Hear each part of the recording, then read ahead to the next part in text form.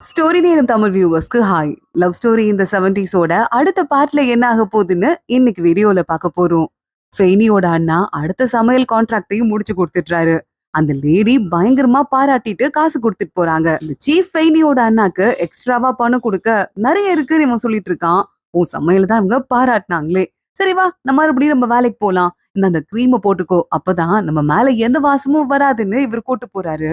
இவங்க 2 பேரும் பேசினத அந்த பக்கமா வர ஃபெங்லின் எல்லாத்தையும் காதுல வாங்கிடுறா.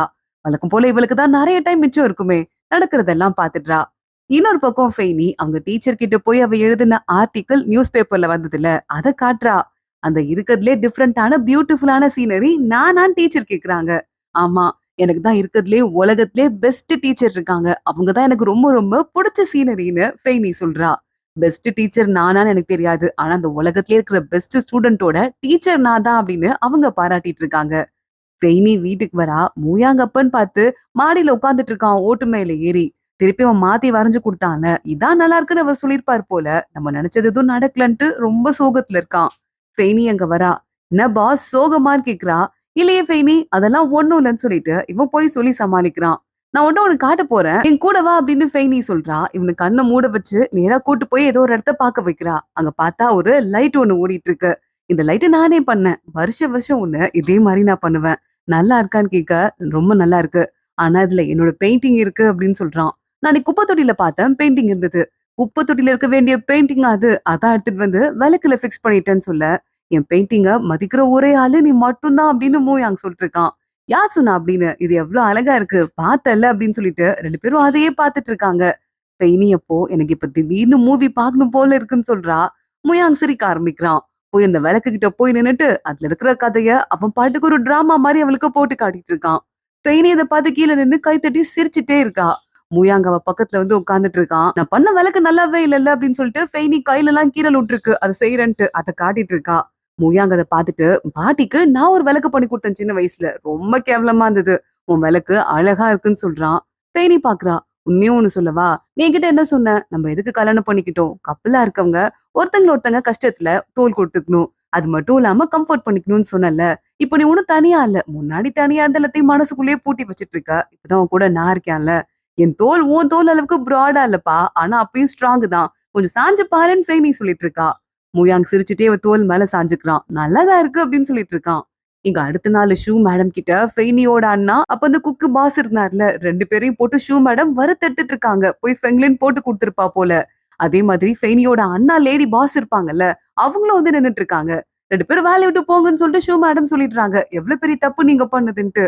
உடனே அது பக்கத்துல இருக்க ஆள் பாக்குறாரு. மேடம், எங்க வீட்ல நான் ஒரு ஆள் தான் வேலைக்கு போறேன், எனக்கு மட்டும் வேலை இல்லைன்னா என் குடும்பமே நடுத்தருக்கு வந்துரும், ப்ளீஸ் வேலையை விட்டு துரத்திராதீங்கன்னு கெஞ்ச ஆரம்பிக்கிறாரு. பெயினியோட அண்ணா பாக்குறான். மேடம், யாராவது ஒருத்தங்களை அந்த கேஸ்க்காக நீங்க வேலையை விட்டு எடுத்தா போதும்ல, என்ன எடுத்துருங்கன்னு சொல்லிட்டு இருக்கான். உடனே இந்த அக்கா, என்னப்பா சொல்ற, பாரு பெயினி உனக்கு எவ்வளவு கஷ்டப்பட்டு அப்படின்னு சொல்ல வராங்க. இல்ல மேடம், நானும் இங்க இருந்த காலத்துல உங்களுக்கு ரொம்பவே கஷ்டம் கொடுத்துட்டேன், அது எனக்கே நல்லாவே தெரியுது, என்ன வேலையை விட்டு எடுத்துருங்க, எல்லாரும் என்ன மன்னிச்சிருங்க, இதுக்கும் மேல நான் அந்த இடத்துல உட்கார்ந்து இருக்கிறதுல எந்த ஒரு அர்த்தமும் இருக்க மாதிரி தெரியலன்னு சொல்லிட்டு பெயினி அண்ணா அங்கிருந்து கிளம்பிட்டு இருக்கான். அவனை வேலையை விட்டு தூக்குன விஷயம் பெயினிக்கும் தெரிஞ்சிருது. பெயினி நேரா ஓடி வரா. அவங்க அண்ணா ஓரமா வெயிட் பண்ணிருக்கான். நான் என்ன பண்றீங்க, வா உன்னை இப்பயே கூட்டு போறேன், அந்த அக்காட்ட மறுபடியும் நான் பேசுறேன்னு சொல்ல, பெயினி சாரி, எனக்காக வேலை வாங்கி தரத்துக்கு நீ ரொம்ப கஷ்டப்பட்டுட்ட, ஆனா என்னோட வேலையில எனக்கு சுத்தமா பிடிக்கவே இல்லை பெயினி. எனக்கு ஒரு கரண்டியை பிடிக்கும் போதோ கத்தியை பிடிச்சி காயை கட் பண்ணும் போதோ இருக்கிற ஒரு எக்ஸைட்மெண்ட் நிஜமாவே பேனாவை பிடிக்கும் போது வரல. ஒண்ணுமே எனக்கு புரிய மாட்டேங்குது, சிம்பிளான வேலையை கூட என்னால பண்ண முடியல, அந்த வேலையில எப்படி ஃபெயினி என்னால பார்க்க முடியும், கொஞ்சம் காசு எக்ஸ்ட்ரா வருதுன்னு சொல்லிட்டு அந்த வேலையை நான் எப்படி பாக்குறது, ஆனா சமையல் வேலை நான் நிஜமாவே நல்லா பாக்குறேன், அதை பண்ணும்போது நான் ஹாப்பியா இருக்கேன் ஃபெயினி, என்ன மன்னிச்சிருன்னு சொல்லிருக்கான். நான் அதெல்லாம் என்கிட்ட முன்னாடியே சொல்ல வேண்டியதானே, ஏன் என்கிட்ட சொல்லவே இல்ல. சரி ஓகே பரவாயில்ல, இனிமே என்ன பண்ணலான் இருக்கு அப்படின்னு கேட்க, பரவாயில்ல நான் நல்லா சமைப்பேன், என்னால வேலை பார்க்க முடியும், அதனால ஒரு வலிமையவோ இல்ல அம்மாவையோ அப்பாவையோ பட்னியா விட மாட்டேன், புரியுதா, கவலைப்படாதுன்னு சொல்லிட்டு இருக்கான். 2 பேரும் சேர்ந்து ஆத்துக்குள்ள கல் எறிஞ்சு விளையாட ஆரம்பிக்கிறாங்க. அப்படிதான் சொல்லிட்டு ஃபெயினியா மோட்டிவேட் பண்ணிருக்கான். ஃபெயினி மறுபடியும் வீட்டுக்கு வந்துட்டா. ஏதோ புக் படிச்சிட்டு இருக்கா. கரெக்டா அந்த பக்கமா வந்து மூயாங் வீட்டுக்குள்ள வந்து அவளுக்கு அவனோட காமிக்ஸ் புக்க குடுக்குறான். ஹை, உன்னோட காமிக்ஸ்லாம் வந்துருச்சா, ஆனா பேரே ஏன் வந்து இல்லன்னு கேக்குறா. அதான் எங்களோட டீலிங், இது எல்லாமே அவரோடது மாதிரி தான் கணக்குல வரும், ஆனா எனக்கு காசு வந்துச்சுன்னு சொல்லிட்டு சம்பள காசை மூயாங்க எடுக்கிறான். அதை பார்த்ததுமே ஃபெயினி கண்ணெல்லாம் பல்பு போட்ட மாதிரி எரியுது. அதான் நான் காசுனதும் போதுமே கண்ணுல லைட் எரியுமேன்னு சொல்லிட்டு இவளே கிண்டல் பண்ணிட்டு இருக்கான். ஒரு நோட் எடுத்து கையில கொடுத்து இது உன்னோடது பத்திரமா செலவு பண்ணு நீ வச்சுக்கோன்னு சொல்லிட்டு ஃபெய்னி பாக்கெட் மணி கொடுக்குறா. Thanks madam. என்ன நம்பி இந்த காசு கொடுத்ததுக்கு ரொம்ப ரொம்ப தேங்க்ஸ். உங்க நம்பிக்கையை ஏமாத்தவே மாட்டேன்னு மூயாங்கத வாங்கி வச்சுக்கிறான். ஃபெய்னி கிட்ட இந்த கதையை நான் உனக்கு சொல்றேன் அப்படின்னு ஒரு பெயிண்டிங்கா எக்ஸ்பிளைன் பண்ணிட்டு இருக்கான். மூயாங்கும் ஃபெய்னியும் ஃபெய்னியோட அம்மா அப்பா வீட்டுக்கு போறாங்க. அங்க அவங்க அப்பா பார்த்துட்டு எனக்கு ரொம்ப சந்தோஷமா இருக்குப்பா. ஆனா உன் பேர் இல்லைங்கிறது தான் கொஞ்சம் வருத்தமா இருக்குன்னு சொல்ல, ஆமாப்பா எப்போ போஸ்ட்டுக்கு பெர்மனன்ட் ஆகும்? இப்ப பாரு ஃபெய்னியோட அண்ணா இருக்கான்ல, பெருசா சம்பாத்தியம் ஒண்ணும் இல்ல. ஆனா பெர்மனன்ட் போஸ்ட்ங்கிறதால நாங்க நிம்மதியா இருக்கோம்னு சொல்லிட்டு இருக்க. அத பத்தி பேசாதீங்க பேசாதீங்கன்னு ஃபெய்னி சமாளிக்கிறா. இன்னும் வீட்ல யாருக்கும் தெரியாது போல. கரெக்ட்டா அவங்க அண்ணனும் சமையல்லாம் பண்ணிட்டு வந்துட்டு, நீங்க 4 பேரும் சாப்பிட்டே இருங்க. நான் லின்மை வந்ததும் கூட சேர்ந்து சாப்பிட்டுக்கிறேன். ஓகேவா? ஃபெய்னியோட சைக்கிள்ல போய் ஆயில் போட்டு வரேன்னு சொல்லிட்டு அங்கிருந்து கிளம்பி போயிடுறான். மூயாங் வேகமா ஃபெய்னியோட அண்ணா பின்னாடியே சைக்கிள் கிட்ட என்ன போடுறேன் அப்படின்னு சொல்லிட்டு போய் உட்காந்துக்கிறான். எல்லாம் எப்படி போகுது அப்படின்னு கேட்க, இல்ல இப்போதைக்கு நான் ஒண்ணும் சொல்லல. ஆனா நான் குக் பண்றதோட அங்கங்க ஸ்வீட் பொட்டேட்டோ இருக்குல்ல, அத பேக் பண்ணி யாருக்கும் தெரியாம வித்துட்டு இருக்கேன்னு சொல்ல, அது இப்படி விக்க கூடாதே ஸ்ட்ரீட் ஸ்டால் நம்ம போடக்கூடாது. நீங்க போய் போட்டு ஏதாவது மாடிக்கு போறீங்கன்னு மூயாங் சொல்றான். இல்ல இல்ல பார்த்து தான் வித்துட்டு இருக்கேன். யார்கிட்டயும் மாட்ட மாட்டேன். லென்மை கிட்ட கொஞ்ச நாளைக்கு சமாளிச்சுக்கலாம். அப்புறம் என்ன பண்றதுன்னு சொல்லிட்டு நான் முடிவு பண்ணிக்கிறேன் அப்படின்னு சொல்லிட்டு இருக்கான். மூயாங்க உடனே கையில இந்த பாக்கெட் மணிக்கு ஃபெய்னி குடுத்தால, அந்த காசு எடுத்து அவங்க அண்ணன் கிட்ட குடுத்துடுறான். பாக்கெட்ல வச்சு சமாளிங்க. அப்புறம் பாத்துக்கலாம்னு சொல்ல, தேங்க்ஸ் மூயாங். நான் கண்டிப்பா உனக்கு திரும்ப குடுத்துருவேன். நிஜமா சொல்றேன் அப்படின்னு இவனுக்கு ப்ராமிஸ் பண்ணிட்டு இருக்கான். இங்க மூஜிங்க அவளோட ஸ்டாஃபோட சேர்ந்து தனியா வெளிய போயிருக்கா. இவங்க பண்ண ப்ராஜெக்ட் பேப்பர் பப்ளிஷ் ஆயிருக்கு போல. அதுல அவளோட பேரும் வந்திருக்குன்னு பயங்கரமா ஹாப்பியா இருக்கா மூஜிங். ஃபர்ஸ்ட் சீனியர்ஸ்க்கு அவளோட ஒரு பெரிய டோஸ்ட் ஒண்ணு குடுக்குறா. அடுத்து என்னோட ஸ்டாஃப் மத்த எல்லாருக்கும் சொல்லிட்டு அடுத்த டோஸ்ட் குடுக்குறா. அடுத்த ஒரு கப் ஒயின அவளே குடிக்கிறா. மிஸ்டர் லூ எல்லாத்தையும் பார்த்துட்டு தான் இருக்கான். இவ அவளா குடிக்கவே மாட்டா. இத்தனை கப்பு குடிக்கிறாளேன்னு சொல்லிட்டு யோசிக்க ஆரம்பிக்கிறான். அங்கிருந்து குடிச்சிட்டு ஒரு மாதிரி போதையோட அவ நடந்து வந்து வாமிட் பண்ண ஆரம்பிக்கிறா. லூ வந்து பின்னாடியே வந்துடுறான். உனக்கு தான் குடிக்கிறதுலாம் செட் ஆகாதுல்ல. ஏன் இந்த மாதிரி பண்ணன்னு கேட்க 8 வருஷம். 8 வருஷமா நான் வெயிட் பண்ணிட்டு இருந்தேன். என்னோட பேர் இந்த மாதிரி வரணும்னு சொல்லிட்டு. அவங்க கூட உட்கார்ந்து சாப்பிடுறதுக்கே நான் இவ்ளோ போராட வேண்டியதாயிடுச்சு. அதனால நான் இன்னும் எவ்வளவு வேணா குடிக்கலாம். எனக்கு அது தகுதி இருக்குன்னு சொல்லிட்டு இருக்கா. மிஸ்டர் லூ பாக்குறான். எனக்கு நல்லா புரியுது. நீ பெரிய திறமையான பொண்ணு. அப்ப எனக்கு வேற வழியே இல்லாம நான் உன்னை விட்டு பிரேக்கப் பண்ணிட்டு போற மாதிரி ஆயிடுச்சு. இதனால நீ வேற வழியே இல்லாம ஒரு பிடிக்காத பையனை கல்யாணம் பண்ணிட்டு இருக்க. இப்ப நீ சாதிச்சிட்டேங்கிறதால உன்னை யாரும் ஒண்ணும் பண்ண முடியாது. நல்லா யோசி. அந்த பையன் கூட இனிமே நீ வாழணும்னு அவசியம் கிடையாதுன்னு சொல்லிட்டு பேச ஆரம்பிக்கிறான். எதுக்கு காதலே இல்லாத கல்யாணத்துல இருக்கன்னு. நான் காதலே இல்லாத கல்யாணத்துல இருக்கேன்னு சொல்லிட்டு யாரு உனக்கு சொன்னா முதல்ல? போன தடவை நீ தான் என்ன பிரேக்கப் பண்ணிட்டு போனேன்னு நினைச்சியா? நீ எந்த அளவுக்கு என்ன பிரேக்கப் பண்ணியோ அதே அளவுக்கு நானும் உன்னை பிரேக்கப் பண்ணிட்டு தான் போனேன். அத பத்தி கொஞ்சம் ஞாபகம் வச்சுக்கோ. இனிமே என் பின்னாடி வராத. கல்யாணம் ஆன பொண்ணு பின்னாடி வருது அந்த பொண்ணோட கேரக்டரையே ஸ்பாயில் பண்றதுக்கு சமம். அப்படி நான் மட்டும் கம்ப்ளைண்ட் கொடுத்தேன்னு வச்சுக்கோயேன், இந்த தடவை ஆர்கனைசேஷன்ல இருந்து வெளியே போறது நானா இருக்க மாட்டேன். நீயா தான் இருப்பேன்னு சொல்லிட்டு இவ அங்கிருந்து கிளம்பி போயிட்டு இருக்கா. போயிட்டு போதையிலே இவ ரூம் சாவி ஓபன் போட்டுட்டு இருக்கா. கரெக்டா அப்பன்னு பார்த்தா அங்க சூ வந்துடுறான். வந்துட்டீங்களான்னு கேட்டு மயங்கி விழுந்துடுறா இவ. அவளை தூக்கிட்டு போயிட்டு உள்ள படுக்க வச்சு முகத்தெல்லாம் சூ தொடச்சிட்டு இருக்கான். கண்ணை திறந்து பார்த்துட்டு மறுபடியும் என் கனவுல வந்துட்டீங்களா? வர வர டெய்லி என் கனவுல வந்து என்ன டார்ச்சர் பண்ணிருக்கீங்க. எப்ப பாரு என் கனவுல வந்துட்டே இருக்கீங்க. எப்பவுமே இப்படிதான் அமைதியா இருப்பீங்களா? பேசவே மாட்டீங்களா? அதான் உங்க கேர்ள் ஃப்ரெண்டு யான் யான். அவ கூட கூட இப்படிதான் அமைதியா இருப்பீங்களான்னு கேட்க, உனக்கு என்ன தெரியணும்? என்கிட்ட கேளுன்னு சூ சொல்றான். நீங்க என்ன லவ் பண்றீங்களான்னு கேக்குறா. ஆமா. லவ் பண்றேன்னு சொல்ல, என்னையா யான் யானையா? தெளிவா உங்களுக்கு வித்தியாசமே தெரியாது. எப்படி உங்களால சொல்ல முடியும்னு இவ பாட்டுக்கு போதையில பேசுறா. நல்ல தெளிவா வித்தியாசம் தெரியுது. இப்ப ரொம்ப ரொம்ப நல்லா தெரியுது. நீ வேற மாரி, யான் யான் வேற மாரி. நீங்க 2 பேரும் சுத்தமா ஒரே மாரியே இல்லன்னு சொல்லிட்டு இருக்கான். அப்படியா? நிஜமாவா? அப்படின்னு சொல்லிட்டு, என்ன விதத்துல நாங்க டிஃபரெண்டா இருக்கோம்? பரவால்ல. நீங்க பெரிய குடும்பத்துல இருந்து வந்த ஆள் ஆச்சேன்னு சொல்லிட்டு இவ மறுபடியும் கேட்க, பெரிய குடும்பத்துல இருந்து வந்த ஆள். அதனால மட்டும் தான் இன்னும் என் மேல பாசமா இருக்கியா? மத்தபடி என்கிட்ட வேற எந்தமே இல்லையா நல்லது அப்படின்னு சொல்லிட்டு சூ கேக்குறான். நீங்க ரொம்ப ரொம்ப நல்லவரு. இது மாரி வொண்டர்ஃபுல் பெர்சன என் லைஃப்லயே நான் மீட் பண்ணது கிடையாது. உங்க வொண்டர்ஃபுல்னஸ் இருக்குல்ல, உங்க ஃபேமிலி பேக்கிரவுண்ட விட ரொம்ப பெருசா இருக்கு. எனக்கு உங்கள ரொம்ப புடிச்சிருக்குன்னு சொல்லிட்டு எல்லா விஷயத்தையுமே இவ பாட்டுக்கு சொல்லிட்டு இருக்கா. ஜூ சிரிக்க ஆரம்பிக்கிறான். எனக்கு என்ன ஆச்சுன்னு தெரியல. என் மைண்ட் ஃபுல்லா நீங்க தான் இருக்கீங்க. அது எப்படி வெளிய எடுக்குதுன்னு எனக்கு சத்தியமா புரியலன்னு இவ கனவு நினைச்சு புலம்ப ஆரம்பிக்க, என் மைண்ட்லயும் நீ மட்டும் தான் இருக்க. வேற யாரும் இல்லன்னு சொல்லிட்டு சூ சொல்லிட்டு இருக்கான். அடுத்த நாள் காலையில சாப்பாடு வாங்கிட்டு வந்து சூ வச்சுட்டு இருக்கான். அக்கா வந்துட்டீங்களா ட்ரிப்ல இருந்துன்னு சொல்லிட்டு பக்கத்துல ரூம்மேட் தான் வந்திருக்காங்கன்னு நினைச்சு இவ இன்னும் பேசிட்டு இருக்கா. வந்துட்டேன்னு சூ சொன்னதும் வேகமா அப்பதான் மூஞ்சிங்க ஏஞ்சு உட்கார்றா. நீங்க தானா? அப்ப அது கனவு இல்லையான்னு சொல்லிட்டு யோசிச்சுட்டு இருக்கா. எதுக்காக இவ்வளவு ஓவரா குடிக்கிற? அடுத்தவங்களுக்கு எதுக்கு இவ்வளவு ஐடியா கொடுக்கணும்? தப்பா நினைக்க மாட்டாங்களான்னு கேட்க, அப்படியா? அப்போ நேத்து நடந்தது எல்லாத்தையும் நீங்க காதுல வாங்கிட்டீங்களா? நான் வேணா எக்ஸ்பிளைன் பண்றேன். ஆனா அதுதான் உங்களுக்கு தேவையில்லையே. ஏன்னா என் கூட யாரு பழகுனாலும் தான் உங்களுக்கு கவலை இல்லையேன்னு சொல்லிட்டு இருக்கா. எனக்கு கவலை இல்லைன்னு முதல்ல உனக்கு யார் சொன்னதுன்னு சொல்லிட்டு சூ கடுப்பாயிட்டு இருக்கான். இங்க பாரு, நீ மட்டும் பேசினத நான் சரியா காதுல வாங்காம இருந்திருந்தேன். உங்க 2 பேருக்குள்ள ஏதாவது பாசம் மிச்சம் இருக்குன்னு நினைச்சிருந்தேன்னு வச்சுக்கோயேன். என் அதிகாரத்த யூஸ் பண்ணி அந்த ஆள இங்கேருந்து வெளிய போறதுக்கு என்ன பண்ணுமோ அத பண்ணியிருந்திருப்பேன்னு சொல்லிட்டு இருக்கான். நீங்க அப்பல்லாம் பண்ண மாட்டீங்கன்னு மூஞ்சிங்க சிரிச்சுட்டே சொல்லிட்டு இருக்கா. அம்மா இன்னும் எத்தன நாள் இங்க ஸ்டே பண்ண போறீங்க அப்படின்னு சொல்லிட்டு. அதுவா, இங்க இருக்கிற நிலைமை கொஞ்சமும் சரியில்ல. அதனால என் பொண்டாட்டி கூடயே இருக்குதுன்னு முடிவு பண்ணிட்டு, இந்த ஊர் ஹாஸ்பிட்டலுக்கு ட்ரான்ஸ்ஃபர் கேட்டு வாங்கிட்டு வந்துட்டேன். இந்த ஹாஸ்பிட்டல்லயும் என்ன மாரி திறமையான டாக்டர் இல்லையாம். என்ன அங்க கூப்பிட்டு வச்சுட்டாங்கன்னு சொல்ல, மூஜிங் சிரிக்க ஆரம்பிக்கிறா. சரி ஓகே. சீக்கிரம் சாப்பிடு. ஹாஸ்பிட்டலுக்கு உன்ன கூட்டு போறேன். இன்னைக்கு தான் நான் முதல் நாள் டியூட்டி போறேன்னு சொல்லிட்டு சூ கூப்பிட்டுட்டு இருக்கான். மூஜிங்கும் ரெடி ஆகறதுக்கு போறா. திரும்பி பார்த்தா அவ பெட்ஷீட்லாம் எடுத்து சூ மடிச்சு வச்சுட்டு இருக்கான். பயங்கரமா ஹாப்பியா இருக்கா. சிரிச்சுட்டே அங்கிருந்து கிளம்பி போயிட்டு இருக்கா. இங்க பார்த்தா போலீஸ் ஸ்டேஷன்ல இருந்து லின்மய்க்கு கால் வருது. ஓடி போய் பார்த்தா அந்த இடத்துல ஃபைட்டிங்கும் புடிச்சு வச்சிருக்காங்க. இங்க பாரும்மா, சட்டவிரோதமா இந்த பையன் ஸ்ட்ரீட் ஸ்டால் போட்டு ஸ்வீட் பொட்டேட்டோ வித்துட்டு இருந்தான். நல்லா புடிச்சிட்டோம். எங்கள பார்த்து ஓட வேற பண்றான். ஓடி புடிச்சு விளையாடுற வயசாமா அதுன்னு அவர் கேட்க ஆரம்பிக்க, எங்க இவர் பெரிய போஸ்ட்ல இருக்காருங்க. இவர் இதெல்லாம் பண்ண மாட்டாருன்னு சொல்லிட்டு லின்மய் சொல்ல ஆரம்பிக்கிறா. எனக்கு வேலை போயிருச்சு. அது உனக்கு தெரியாதுன்னு சொல்லிட்டு ஃபைட்டிங் சொல்ல, 2 பேரும் அடிச்சுக்க ஆரம்பிக்கிறாங்க. போலீஸ் தான் சமாதானப்படுத்தி இவங்கள இங்க இருந்து அமுச்சு வச்சுட்டு இருக்காங்க. லின்மய் கோச்சிட்டு போயிட்டு இருக்கா. பின்னாடியே ஃபைட்டிங் போறான். விட்டா என் ஆபீஸ் வரைய உள்ள வருவ போல, விட்டா என் கூடயே பக்கத்துல நிப்ப போல, எக்ஸ்பிளைன் பண்ண மாட்டியா அப்படின்னு கேட்டுட்டு என்னடா நடக்குதுன்னு சொல்றா. உனக்கு தெரியக்கூடாதுன்னு நினைச்சேன். நீ இப்படிதான் டென்ஷன் ஆவன்னு சொல்லிட்டு, இப்போ எல்லாமே தெரிய வந்துருச்சு. சரி ஓகே, எனக்கு அந்த வேலை சரிப்பட்டு வரலன்னு சொல்லிட்டு ஃபைட்டிங் சொல்ல ஆரம்பிக்கிறான். உனக்கு 2 ஆப்ஷன் இருக்கு. ஒண்ணு மறுபடியும் அந்த வேலையை சேரு. இல்லன்னு வச்சுக்கோயேன், நம்ம 2 பேரும் தனித்தனியா பிரிறோம்னு சொல்லிட்டு லின்மய் அங்க வந்து கோச்சிட்டு போயிட்டு இருக்கா. இங்க ஷூ மேடம் கிட்ட ஃபெங்லின் மறுபடியும் அடுத்த பிட்ட போட்டுட்டு இருக்கா. ஃபைட்டிங் அந்த வேலையை விட்டு போயிட்டாரு. அதான் வாங்கிருக்கார்ல என்னோட ஃப்ரெண்டு.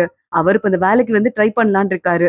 அந்த டிபார்ட்மெண்ட் மேடம் கூட நீங்க பிஸியா இருக்கதால உங்ககிட்ட பேசல. மத்தபடி இந்த இடத்துக்கு ஆளுங்க பத்தலன்னு கேட்டுட்டே இருக்காங்க மேடம். நீங்க என்ன நினைக்கிறீங்க? வாங்க ட்ரை பண்ணலாமான்னு கேட்க, என்னம்மா காலேஜ் ஸ்பாட்டு வாங்குக்கு தான் குடுக்கணும்னு நீ சொன்ன.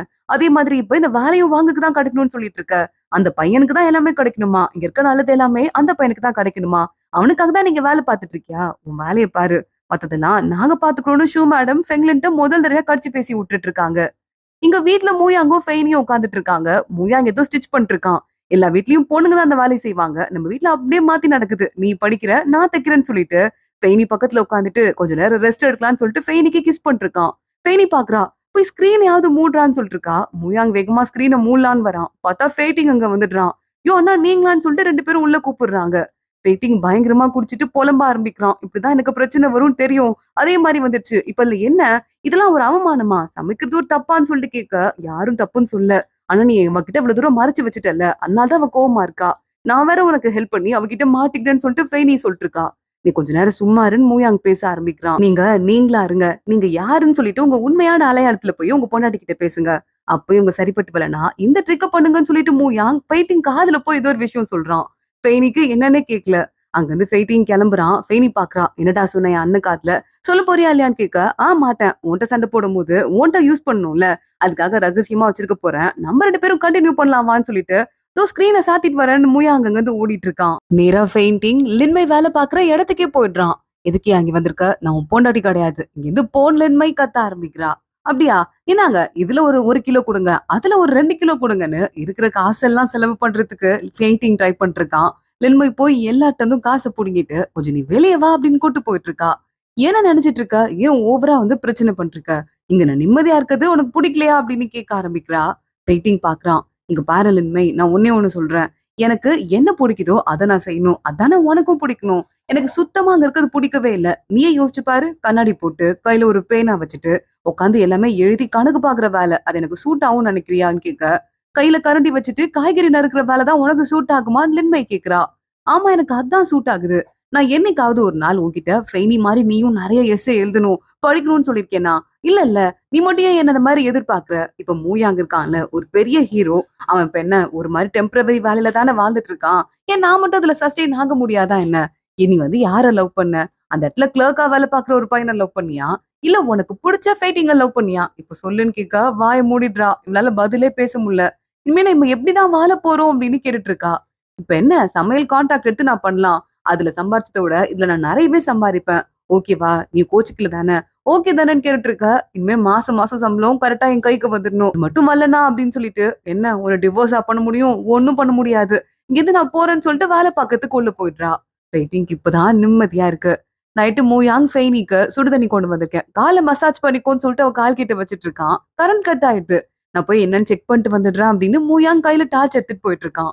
ஒரு கேண்டில ஏத்தி வச்சுட்டு ஃபெய்னி மறுபடியும் ஒரு கதை புக் எடுத்து படிக்க ஆரம்பிக்கிறா. திடீர்னு ஒரு சத்தம் கேக்குது. மூயாங்க்கு ஏதோ ஆச்சுன்னு ஃபெய்னி அங்கிருந்து ஓடி போறா. பாத்தாங்க ஏதோ தலையில விழுந்து மூயாங்குக்கு தான் மண்டையில அடிபட்டிருக்கு. வா வா ஹாஸ்பிட்டலுக்கு போலான்னு சொல்லிட்டு ஃபெய்னி அவன அங்கிருந்து இழுத்துட்டு போயிட்டு இருக்கா. வீட்டு கதவை திறந்தே வச்சுட்டு போயிருக்கா. மூயாங் எந்த பெட்ல முன்னாடி இருந்தானோ அந்த காமன் ரூம்ல அதே பெட்ல தான் உட்காந்துட்டு இருக்கான். சாரி ஃபெய்னி, நீ பயந்துருப்பல்லன்றான். ஆமா பயந்துட்டேன். ஆள பாருன்னு சொல்லிட்டு ஃபெய்னி திட்ட ஆரம்பிக்கிறா. ஒழுங்கா வேலை பார்க்க தெரியாதான்னு. என்ன இந்த பெட்ல படுத்தோன்னா பழைய கதைலாம் ஞாபகம் வருது போலன்னு சொல்லிட்டு ஃபெய்னி கேக்குறா. ஆமா ஞாபகம் வருது. இப்படிதான் படுத்திருந்தேன். எதுவுமே இல்லாம. முதல்ல மயக்கத்துல கோமால இருந்தேன். அப்புறம் அம்னீஷியால இருந்தேன். இப்ப பாரேன் இந்த தடவை உன் புருஷனா இங்க வந்துட்டு இருக்கேன்னு சொல்லிட்டு இருக்க. ஃபெய்னி ஓவரா பேசுற. தலை வலிக்கலையா? கொஞ்ச நேரம் அமைதியா இருன்னு சொல்லிட்டு இருக்கா. முயாங் அவளையே சிரிச்சுட்டே பாத்துட்டு இருக்கான். பழைய ஞாபகம்லாம் வருது. நெயில் கட் பண்ண தெரியல ஃபெய்னி. மறந்து போச்சு. இப்பலாம் கடிச்சுதான் துப்புறேன். நீ கட் பண்ணி விடுறியான்னு கேட்டுட்டு இருக்கான். ஃபெய்னி கண்ணுல கண்ணீரோட பாத்துட்டு இருக்கா. ஃப்ரெண்ட்ல அந்த பில்டிங்ல தான் ஏதோ வேலை விஷயமா வந்திருக்கா. அங்கிருந்து போகும்போது ஃபெய்னியோட வீடு கதவு திறந்து இருக்கத பாக்குறா. உள்ள போய் எட்டி பாக்குறா. இன்னும் ஏதோ புக்கு கீழ இருக்குன்னு சொல்லிட்டு அதை எடுத்து பாக்குறா. ஃபெய்னி போட்டு போன புக்கு தான். இது பிரைட் அண்ட் பிரெஜுடிஸோட சைனீஸ் வெர்ஷனா. இந்த மாதிரி என்டர்டைன்மெண்ட் புக் எல்லாம் அந்த காலத்து சைனால பேன் பண்ணப்பட்டது. எவ்வளவு தைரியம் தான் இதை படிச்சுட்டு வான்னு சொல்லிட்டு பயங்கரமா ஃபெங்லின் கடுப்பாயிட்டு இருக்கா. அடுத்த நாள் காலையில ஃபெய்னி நர்ஸ் கிட்ட மூயாங் ஏஞ்சிட்டா நான் வீட்டுக்கு போய் சில திங்ஸ் மட்டும் எடுக்கணும். அதை எடுத்துட்டு வரேன்னு சொல்லுங்க நாங்க வந்து கிளம்பி போறா. ஃபெய்னி நேரா வீட்டுக்குள்ள போனா உள்ள பார்த்தா அந்த ஃபெங்லின் உட்காந்துட்டு இருக்கா. கூடவே 2 செக்யூரிட்டியும் கூட்டிட்டு. தப்பு பண்ணிட்டு மாட்டியே செல்லம் அவ்வளவுதான். நீ போய் கம்பி என்ன போறேன்னு சொல்லிட்டு இருக்க. ஃபெய்னி பயந்து போயிட்டு மூயாங்குக்கு விஷயம் தெரியுது. வேகமா ஓடி வந்துட்டு இருக்கான். ஃபெய்னி ஒரு இடத்துல அடைச்சு வச்சிட்டு இருக்காங்க.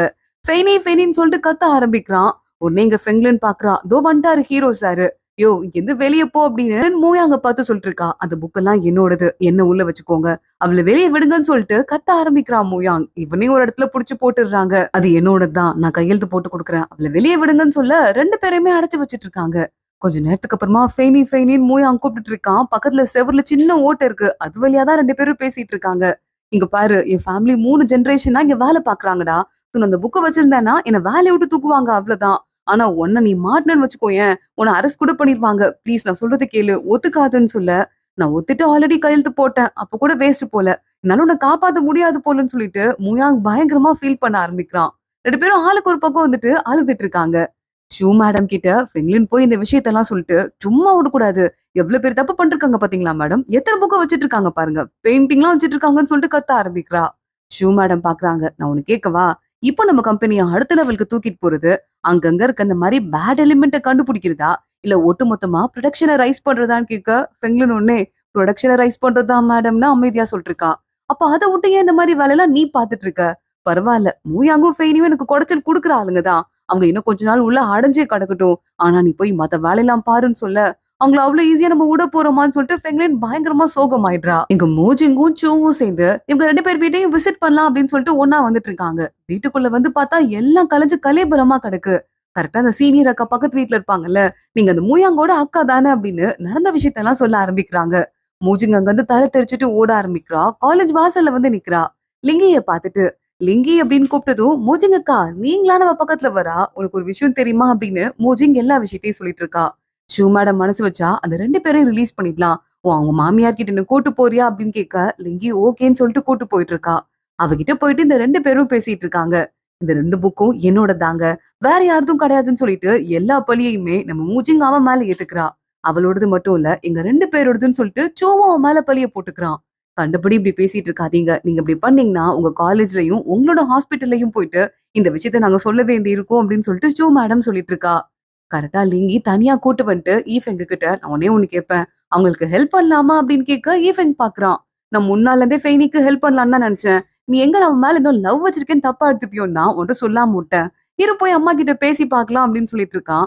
இல்ல நீங்க யார்கிட்ட வேணா சொல்லிக்கோங்கன்னு ஷூ மேடம் கிட்ட சொல்லிட்டு இருக்கும் போதே அங்க ஈஃபெங் வந்துடுறான். நான் சொல்றது கேளுமா. ஒரு 4 புக்கு வச்சிருந்தாங்க அவ்வளவுதானே. இது ஒரு பெரிய பிரச்சனையே கிடையாதுமா. நீ நினைச்சா மனசு வச்சுனா கண்டிப்பா அந்த 2 பேரையும் காப்பாத்தலாம். அதுவும் இல்லாம உனக்கு இன்னுமா புரியல? இந்த ஃபெங்லன் இருக்கால உன்னை யூஸ் பண்ணிட்டு அவ பர்சனலா பழி வாங்கிட்டு இருக்கா. இன்னும் எத்தனை நாளைக்கு அவ செய்யறதுக்குலாம் நீ பலி ஆயிட்டே இருக்க போறேன்னு எனக்கு சத்தியமா புரியலமா. காலேஜ் படிக்கிற பசங்க எல்லாம் இந்த மாதிரி புக்கெல்லாம் ரகசியமா வச்சு படிக்கிறாங்க. காலேஜ் கண்டும் காணாத மாதிரி விட்டுடுறாங்க. நீ மட்டும் ஏமா அவ்வளவு ஸ்ட்ரிக்டா இருக்கணும்? கொஞ்சம் பாருமா அப்படின்னு சொல்லிட்டு அவன் பேச ஆரம்பிக்க ஷூ மேடம் லைட்டா மனசு மாற ஆரம்பிக்கிறா. இங்க பார்த்தா ஃபெய்னியோட ரூம் கதவு திறக்குது. மூயாங் தான் வந்து கதவு வாசல்ல நிக்கிறான். ஃபெய்னி ஓடி போய் கட்டி பிடிச்சுக்கிறா. கஷ்டப்பட்டியா? வா வீட்டுக்கு போலாம் அப்படின்னு சொல்லிட்டு ஃபெய்னி மூயாங் 2 பேரும் அங்க இருந்து கிளம்புறாங்க. ஷூ மேடம் வெளியே நிக்கிறாங்க. நீங்க பண்ணது தப்பு தான். ஆனா போனா போதும்ன்னு சொல்லிட்டு இந்த ஒரு தடவ உங்கள மன்னிச்சு விடுறேன். ரொம்ப ஸ்ட்ரிக்ட்டா இருக்க கூடாதுன்னு. ஆனா இதுக்கும் மேல உங்களுக்கு அலாட் பண்ண அந்த வீடு கிடைக்காது. அந்த வீடு இனிமே உங்களோடது கிடையாதுன்னு சொல்ல மூயாங் ஃபெய்னி ரொம்ப அப்செட் ஆயிடுறாங்க. ஃபெய்னியோட அம்மா வீட்டுக்கு போயிடுறாங்க. பெண்மை பார்த்துட்டு இருக்கா. நீனு, அத்தை, நானு 3 பேரும் இதே பெட்லயே படுத்து தூங்கிக்கலாம். அப்பாவும் அதே மாரி அந்த 2 பசங்களும் வெளிய தூங்கிக்கட்டும்னு சொல்லிட்டு இருக்க மூயாங் பார்க்குறான். இல்ல ஃபெய்னி இங்க பத்திரமா இருக்கட்டும். நான் என் அக்காவோட ஹால் இருக்குல்ல அங்க போய் படுத்துக்கிறேன். அட்ஜஸ்ட் பண்ணிட்டு கஷ்டப்பட்டு படுக்க வேணாம்னு சொல்லிட்டு அங்க இருந்து கிளம்புறான். ஃபெய்னி நான் கூட கொஞ்சம் தூரம் நடந்து வரேன்னு சொல்லிட்டு மூயாங் கூட வெளிய போயிட்டு இருக்கா. நீ வீட்டுக்குள்ள போ, வீட்டுக்குள்ள போன்னு சொல்லிட்டே இருக்கான். இல்ல காம்பவுண்ட் வரைய வரேன்னு சொல்லிட்டு சோகமா கைய புடிச்சுட்டு கூடயே வந்துட்டு இருக்கா. சரி போதும் இவ்வளவு தூரம் வந்துட்ட. இதுக்கு மேல வராத. வீட்டுக்குள்ள போட்டு மூயாங் மட்டும் அங்க இருந்து கிளம்பிடுறான். ஆனா அவங்க அக்கா வீட்டுக்குலாம் போல. இவனோட ஆபீஸ் இருக்கும்ல அந்த மாதிரி ஒரு இடம் இருக்கு. 2 டெஸ்க் எடுத்து கீழ போட்டு அது மேலயே அவன் படுத்துட்டு இருக்கான். ஃபெய்னியும் வீட்டுக்குள்ள போகாம இந்த மாதிரி தனியா சோகமா இருந்துட்டு இருக்கா. இந்த 2 பேரும் இந்த வீடு கிடைச்சதுக்கு எவ்வளவு ஹாப்பியா இருந்தாங்க. அத பத்தி மாறி மாறி யோசிச்சுட்டு சந்தோஷப்பட்டுட்டு இருக்காங்க. இப்படி ஆயிடுச்சேன்னு சொல்லிட்டு. அன்னைக்கு நைட் ரொம்ப சீரியஸா போயிட்டே இருக்கு. ஃபெய்னியும் தூங்கறதுக்கு உள்ள போயிடுறா. திடீர்னு பார்த்தா எல்லாமே ஒரு மாதிரி அதிர்ந்து போகுது. அந்த இடத்துல எர்த்குவேக் வந்துருது. எர்த்குவேக் வந்துருது. வெளிய வாங்க ஃபெய்னி ஃபெயிண்டிங்ன்னு சொல்லிட்டு அவங்க அப்பா கத்த ஆரம்பிக்கிறாரு. ஊரே வெளிய ஓடி வந்துட்டு இருக்கு. பொருள்லாம் அங்க இருந்து தடாபுடால்னு உடையுது. வேகமா காத்தடிச்சாலே இந்த இடத்துல எல்லாம் உடையும்ல. புயலுக்கு கேட்கவா வேணும்? எல்லாமே உடைஞ்சிட்டு இருக்கு. ஃபெய்னி அங்க இருக்க நெறைய பேர காப்பாத்திட்டு அவளும் ஓடுறதுக்கு ட்ரை பண்ணிருக்கா. நெறைய பேருக்கு அடி கூட பட்டுருது. முயாங் அங்க வரான். ஃபெய்னி ஃபெய்னின்னு சொல்லிட்டு கத்திட்டே வந்துட்டு இருக்கான். ஃபெய்னி யாராவது பாத்தீங்களா பாத்தீங்களான்னு சொல்லிட்டு. அப்ப மூயாங்னு ஒரு குரல் கேக்குது. மூயாங் எட்டி பாத்துட்டு இருக்கான். ஃபெய்னி தூரமா நின்னு கைய காட்டிட்டு இருக்கா. 2 பேரும் வேகமா ஓடி போய் கட்டி புடிச்சுக்கிறாங்க. உனக்கு ஒண்ணும் ஆள் இல்ல ஆள் இல்லன்னு சொல்லிட்டு. அம்மா அப்பா எங்கன்னு சொல்லிட்டு மூயாங் நேரா ஃபெய்னியோட அம்மா அப்பா கிட்ட வந்துடுறான். எங்க உங்க பையன காணோம்? ஃபெய்டிங் எங்கன்னு கேட்க அவன் வந்து நேரா லின்மையோட அப்பா அம்மா வீட்டுக்கு போயிருக்கான். ஒன்னும் பிரச்சனை இல்லன்னு சொல்ல இல்ல இல்ல நம்ம அடுத்த சில முக்கியமான விஷயங்களை செய்யணும்னு மூயாங் சொல்றான். ஃபெய்னி நீ இங்கே இரு. மத்த எல்லார்கிட்டயும் சொல்லிவிடுங்க. வீட்ல பிளாஸ்டிக் மாரி இல்ல துணி மாரி திக்கா ஏதாவது இருந்ததுன்னா அதை எடுத்துட்டு வர சொல்லி கயிறு கட்டுற மாதிரி ஏதாவது இருந்தாலும் அதையும் எடுத்துட்டு வாங்க. நம்ம கண்டிப்பா போய் ஒரு கேம்ப் மாதிரி வெளியே போடணும். ஏன்னா இதே மாதிரி ஒரு தடவை நான் அந்த காட்டுக்குள்ள இருந்தேன்ல அப்ப நிலநடுக்கம் வந்தப்ப வானம் இப்படி இருந்தது. செம்மையா மழை கொட்ட ஆரம்பிச்சது. இது நம்ம வீடு கண்டிப்பா தாங்காதுன்னு சொல்றான். எல்லாரும் அதே மாதிரி உள்ள ஓடி போறாங்க. ஃபெய்னிய வெளியவே இருக்க சொல்லிட்டு மூயாங் போறான். ஆனா ஃபெய்னி பின்னாடி வந்துடுறா. வீட்ல எங்க இருக்குன்னு உனக்கு எதுவுமே தெரியாது. நான் சொல்றேன்னு சொல்லிட்டு எல்லாத்தையும் எடுத்து கொடுக்குறா. எல்லாரும் ஊரே ஒன்னா சேர்ந்து மூயாங் என்ன சொல்றானோ அதை அப்படியே ஃபாலோ பண்ணி குட்டி குட்டியா டென்ட்டா கட்ட ஆரம்பிக்கிறாங்க. நிஜமா இவன் சொன்ன மாதிரியே மழை அடிச்சு ஊத்த ஆரம்பிக்குது. அந்த டென்ட்டுக்குள்ள போயிட்டு அத்தனை பேரும் நிம்மதியா தூங்கிட்டு இருக்காங்க. ஃபெய்னியால சரியா தூங்க முடியல. விடி காத்தால ஆயிடுச்சு. மூயாங்க காணுமேன்னு சொல்லிட்டு வெளிய வந்து எட்டி பாக்குறா. அவன் ஏதோ கட்டிட்டு இருக்கான். என்ன பண்ற இறங்கி வான்னு சொல்லிட்டு கத்திட்டு இருக்கா. இல்ல உன்னால உள்ள தூங்க முடியல. அதான் குட்டி ரூம் ரெடி பண்ணுன்னு சொல்லிட்டு சின்னதா ஷெல்டர் மாதிரி ரெடி பண்ணிருக்கான். உள்ள பார்த்தா ஒரு குட்டி கட்டில் மட்டும் தான் போட இடம் இருக்கு. உள்ள போலாம் வான்னு கூட்டு போயிட்டு இந்த 2 பேரும் அந்த குட்டி கட்டில படுத்துக்கிறாங்க. ஃபெய்னி வீடுன்னு சொல்லிட்டு அதுல எழுதி வேற வச்சிருக்கான். பாத்தியா ஃபெய்னி நமக்கு அதுக்குள்ள அடுத்த வீடு கிடைச்சிருச்சுன்னு மூயாங் சொல்ல ஃபெய்னி அழுதுட்டே இருக்கா. ரொம்ப பயந்துட்டியோ சாரி லேட்டா வந்துட்டேன்னு மூயாங் சொல்ல அப்ப பயமா இருந்தது. ஆனா இப்போ எனக்கு பயம் எல்லாம் போயிடுச்சுன்னு சொல்லிட்டு ஃபெய்னி சொல்லிட்டு இருக்கா. ஷூ மேடமோட அனௌன்ஸ்மெண்ட் நடக்குது. யாரும் வேலைக்கு வராம இருந்துட வேணாம். நம்ம ஒவ்வொருத்தங்களும் ஒரு ஸ்டிச் எக்ஸ்ட்ரா போட போட நமக்கு வர வேண்டிய நிவாரணம் கண்டிப்பா கிடைக்கும். அதுக்கு நான் உறுதி கொடுக்குறேன். நீங்க பாட்டுக்கு வந்து உங்க வேலையை பாருங்க. நான் எங்க ஆளுங்களை அமிச்சு உங்களுக்கு நிவாரணத்தை ரெடி பண்ணிட்டு இருக்கேன்னு சொல்றா. சரின்னு சொல்லிட்டு நம்ம ஃபெய்னியும் நான் கிளம்பி வேலைக்கு போயிட்டு இருக்கேன். நமக்கு அப்பதான் நிவாரணம் எல்லாம் சீக்கிரம் கிடைக்கும்னு சொல்றா. நான் உன்னை இப்ப சாயந்தரம் வந்து பிக்கப் பண்ணிக்கிறேன். பார்த்து போயிட்டு வான்னு மூயாங்க சொல்லிட்டு இருக்கான். அப்ப அவ கிளம்புறதுக்கு அப்புறமா மூயாங்க யாரோ கூப்பிடுறாங்க இங்க வாப்பா அப்படின்னு சொல்லிட்டு இன்னொரு பக்கம் ஃபைட்டிங் இருக்கான்ல மாமனார் மாமியாருக்கெல்லாம் மருந்து போட்டு ஹெல்ப் பண்ணிருக்கான். நீ கிளம்பலையாப்பா வேலைக்குன்னு கேக்குறாங்க. லின்மை பாக்குறா. இன்னைக்கு அவன் லீவ் போட்டிருக்கான். இன்னைக்கு அவன் போய் பெருசா ஒண்ணும் செய்ய போறது கிடையாது. அதனால தான் சொல்லிட்டு இங்க பாரு என் அம்மாக்கு மட்டும் உண்மை தெரிஞ்சது என் தலையை போட்டு உருட்டி எடுப்பாங்க. நீ அவங்க கிட்ட உண்மை எதையும் சொல்லிடாதுன்னு சொல்லிட்டு அவ கிளம்பி வேலைக்கு போயிடுறா. மூயாங்க கிட்ட வந்து பேச வந்திருக்கிறது அவரோட அந்த அங்கிள் சீனியர் இருப்பார்ல அந்த ஆபீஸ்ல டைரக்டர் அவர்தான். பக்கத்துல எல்லாம் நிறைய பாதிப்பு ஏற்பட்டிருக்குப்பா. அதுக்கு யாரையாவது கூப்பிட்டு ஹெல்ப் பண்ண முடியுமான்னு கேட்டிருக்காங்க. ஆனா உனக்கு இப்பதான் புதுசா கல்யாணம் ஆயிருக்கு. என்ன பண்றதுன்னு தெரியலன்னு சொல்ல மூயாங் நான் போறேன் அங்கிள். ஏன்னா என்னன்னு எனக்கு தெரியும். நான் தான் அந்த காட்டு பகுதியில இருந்து வந்திருக்கேன். இதே மாதிரி ஏற்கனவே ஒரு பெரிய ஒரு எர்த்குவேக்க பாத்துட்டு வந்திருக்கேன். எப்படி கேம்ப் போடுறது, எப்படி டென்ட் கட்டுறது, எப்படி மக்களை மீட்கிறதுன்னு சொல்லிட்டு எல்லாமே எனக்கு தெரியும். எனக்கு இந்த டேஞ்சரை நினைச்சு பயம் கிடையாது. என்ன அனுப்புங்கன்னு சொல்லிட்டு இருக்கான். நான் நம்பிதான்ப்பா வந்தேன். நீ கண்டிப்பா அப்படி செய்வேன்னு. உன்னை விட திறமையான ஆளு யாரும் இல்ல. இன்னும் 1 மணி நேரத்துல பஸ் கிளம்ப போகுது. சீக்கிரமா ஃபேமிலிட்ட சொல்லிட்டு வந்துருன்னு சொல்ல இவ்வளவு சீக்கிரமாவா அப்படின்னு சொல்லிட்டு மூயாங் பாத்துட்டு இருக்கான். எப்படி அதுக்குள்ள கிளம்புறதுன்னு சொல்லிட்டு அதோட தான் இன்னைக்கு எபிசோட் முடியுது. அடுத்தடுத்து என்ன ஆக போகுது தொடர்ந்து பார்க்கலாம். இந்த வீடியோவை லைக் பண்ணிக்கோங்க. மறக்காம நம்ம சேனலுக்கு சப்ஸ்கிரைப் பண்ணிட்டு பெல் ஐக்கானையும் கிளிக் பண்ணிக்கோங்க. அடுத்த வீடியோல பார்க்கலாம். அது வரைய பாய்.